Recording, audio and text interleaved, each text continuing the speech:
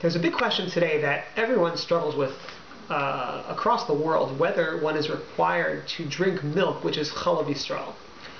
Chalov Yisrael is a concept which already existed in the times of the Mishnah and the Gemara, but the rabbis made a decree that one is not allowed to drink milk which comes from non-Jewish milking. Meaning, you have a cow, and the non-Jew milked the cow without supervision by a Jew. The halacha is that one is not allowed to consume that milk. A Jew is not allowed to consume that milk.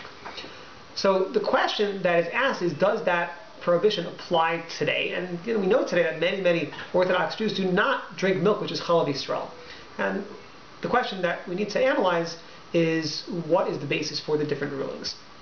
So as we mentioned, the Gemara is very clear, and the Shulchan Aruch is very clear, that in order for a Jew to consume the milk has to be supervised by a Jew. The Jew does not actually have to do the milking himself, but he must be watching the milking by a non-Jew. The reason given in the Gemara is to ensure that the non-Jew does not insert any non-kosher milk from a non-kosher animal, into the kosher milk at the same time. So there are some opinions a couple hundred years ago, including the Pri Chadash, who lived in Amsterdam, and the Radbaz, who lived earlier in Spain and Morocco. So they suggest that perhaps in locations where there are not any animals that are milked for commercial use that are non-kosher, perhaps there's room to be lenient.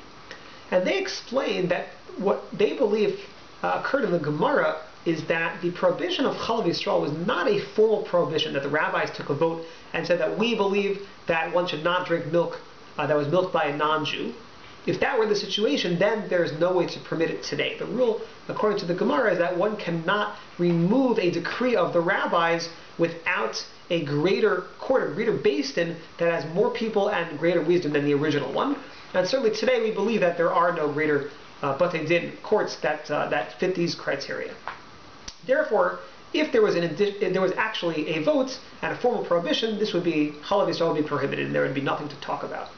However, what the Radbaz and Pri Chadash suggest is that the rabbis were not making a formal prohibition. Here they were simply telling people that in any situation where there exists a concern that the non-Jew may have put in non-kosher milk into the kosher milk, a Jew is not allowed to consume that milk. And therefore they suggest that in places where it's clear that we know 100% that there are no non-kosher animals being used for milking, they claim that the halacha would be that the rule of Chalov Yisrael does not apply.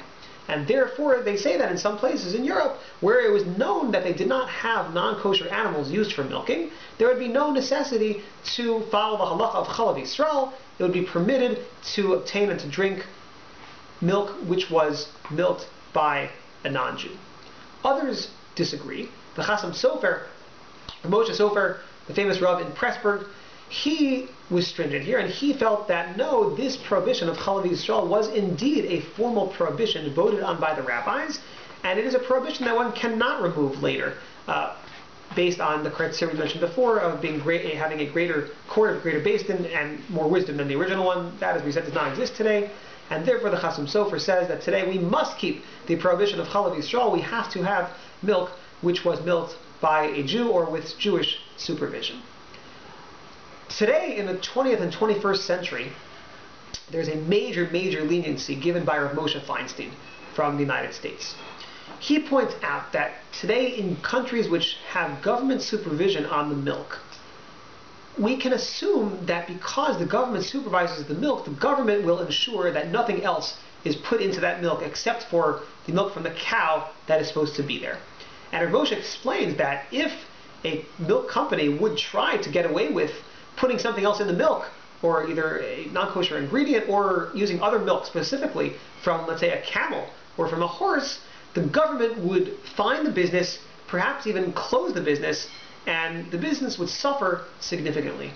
Therefore, Moshe says, no business would actually be bold enough to put non-kosher milk into the kosher milk.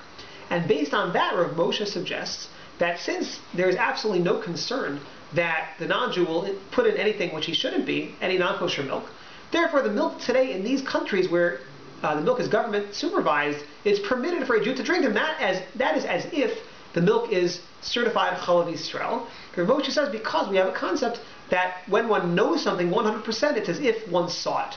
So here the Jew did not witness the milking, but because we know that no company will ever put in anything else because of the government laws, therefore it's as if the Jew actually saw the milking with his own eyes. Other poskim disagree, though. Many poskim here in Israel and in other places are stringent, and they say that no, the rule of Chalov Yisrael as it's described by the Shulchan Aruch and as is recorded and paskin by the Chasam Sofer is in effect today as well. And therefore today one would have to get Chalov Yisrael milk in any place that one goes. One cannot rely on Rav Moshe's leniency, except if perhaps one is in great need or great distress, then perhaps it would be permitted to rely on that. But otherwise one would have to try to get Chalov Yisrael, which thank God today is indeed available in many places throughout the world where there are concentrations of religious Jews. Just one final comment. That is, here in Israel, all the milk is actually Chalov Yisrael. Jews generally own all of the kibbutzim and other places here in Israel where they make the milk. And all milk in Israel, regardless of the hashgacha, is certified as Chalov Yisrael. The only question about the milk in Israel is whether the milk was milked on Shabbos.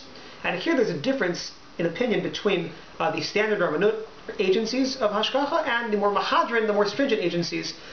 The Rabbanut agencies will rely on using milk that was milked on Shabbos, even though technically milk that's milked on Shabbos is halachically not allowed to be used according to the Shulchan Aruch. But they say that once by the time the milk gets to the consumer, there is no prohibition on the consumer to buy the milk and to drink that milk.